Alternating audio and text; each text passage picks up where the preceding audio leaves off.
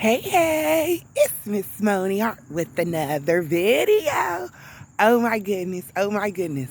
Shout out to my subscriber who messaged me and said, "Where have you been?" And I was like, oh my goodness, let me go and look.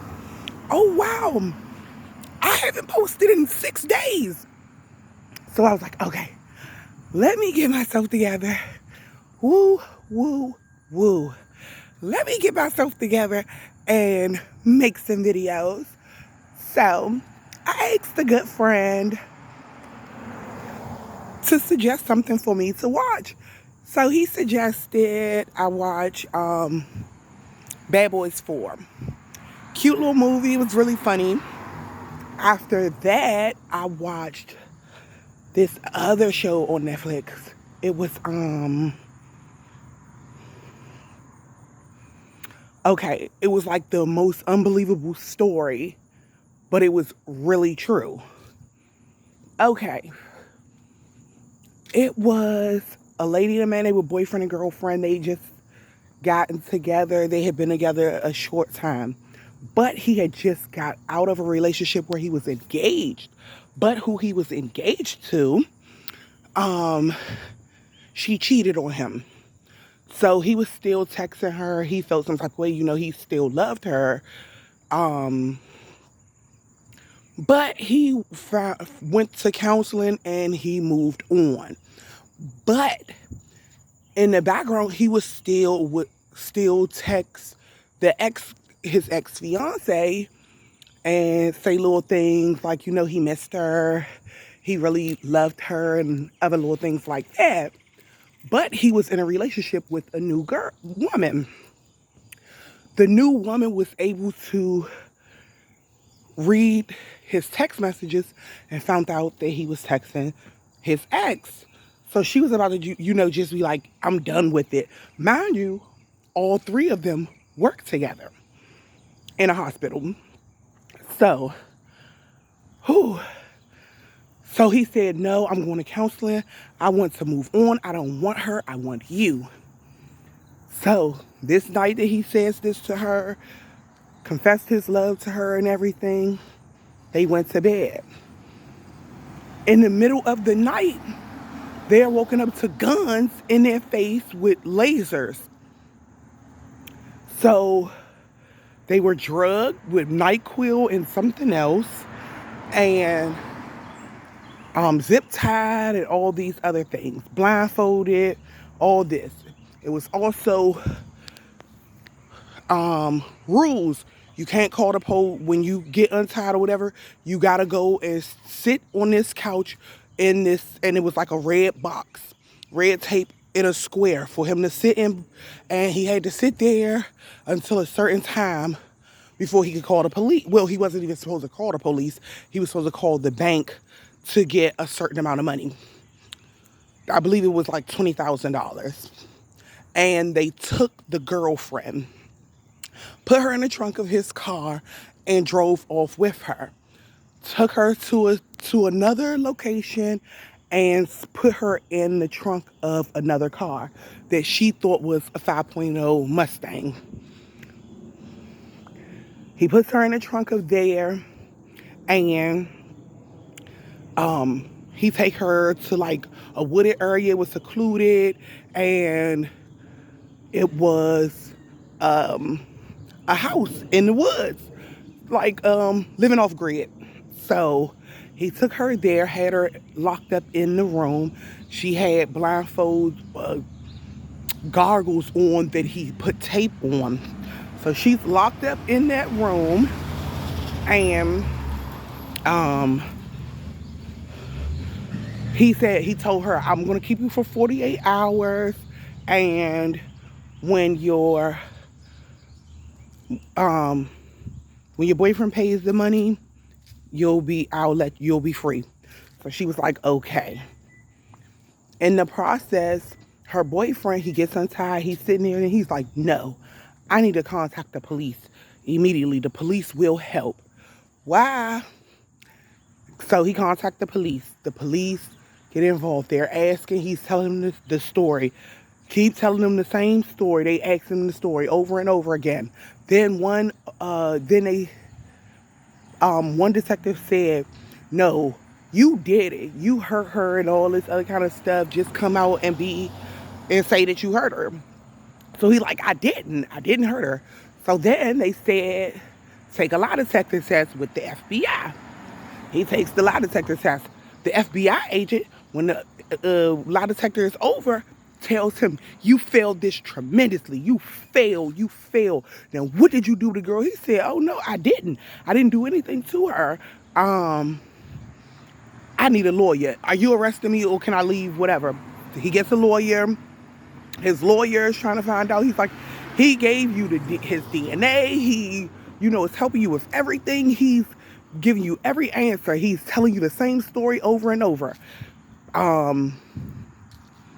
Then his lawyer and his lawyers and the partners, they wanted to hear the story. So one of the partners was a woman. This lady was bad. When I tell you, Miss Thing asked him the story, he sat in their conference room, told her the story. And as soon as he finished the story, then she said, "Tell me the story again." He told her the story again, and she said that she asked him this, I believe, 6 to 8 different times for him to tell her the story. He told her the exact same story over and over again. And that's one thing, that if the story never changes, it's truth. So then the police had his cell phone. He said the guy was they were supposed to contact him at a certain time for the money. So guess what the police did? Put the phone in airplane mode for 2 hours. So guess what happened? The guy, he goes into the room with the girlfriend and says the guy that took her, he goes into the room and he says, "Okay, something went wrong. Your boyfriend, we can't get in contact with your boyfriend. Everything is up. So now we're gonna have to have sex. You're gonna have to have sex with me because I need to have a video of this so that if you tell the police anything about me being in the military or PTSD or anything, then I'll upload the sex video to the internet." So she said, "Okay." So she was like, "Oh my goodness," and so he R'd her, and she said she just checked out. So after that, he leaves out of the room or whatever, and he told her, "My friends are gonna come." Well, when he came back, he was like, "My friends are gonna come, and uh, they are not as nice as I am. So when they pull up, fake like you're asleep, so you don't have to deal with them." So she's like, "Okay." So she fakes like she's asleep. She heard a car pull up. She faked like she was asleep. So then they were talking, whatever was going on with that. It turns out they are going to give her back. They're going to give her back, but they have to find a place where they're going to take her to, because they can't take her back to where they picked her up from, because there was so much police and FBI presence. So okay, she says.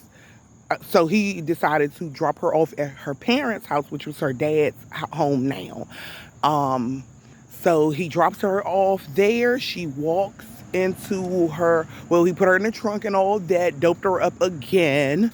So then, but he R'd her again. And he told her with the second R, she had to perform like she wanted it, like they were boyfriend and girlfriend.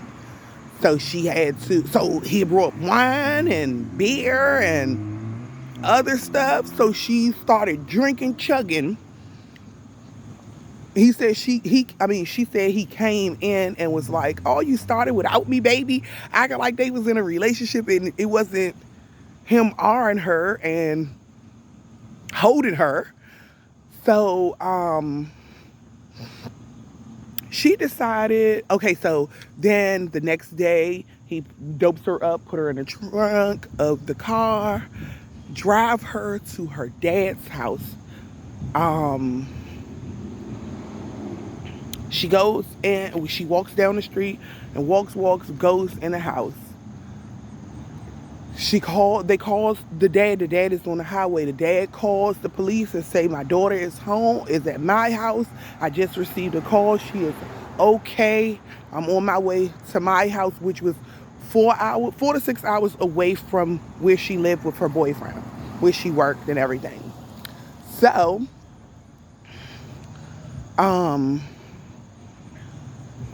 he also stated she could not talk to the police because if she talked to the police, then he would also upload the video. The videos, now plural videos. So the police, she said I was kidnapped and everything like that, but she couldn't tell a lot of the stuff because he would upload. And then he also knew where her family and friends lived, so he would also do something to her family. So that also, and then he was in the military and everything, so crazy. All right, so, So, she gets to her dad's house, everything, so she talks to the police, she tells them, yeah, she was kidnapped. They said this story is hard to believe. If you lie to the FBI, that's a federal offense. You can go to jail for this. All this craziness. Like, it's a victim, and it was like they R-ed her again and kept R-ing her for a long time. So, come to find out, this guy did not only do this to her, he was doing this to other women in other towns in California. So, it was a case that he tried to take a guy's daughter. The mom was on the phone calling the police. The dad's fighting him and he wasn't able to take his daughter. He jumped over the fence. He dropped his zip ties and some other things.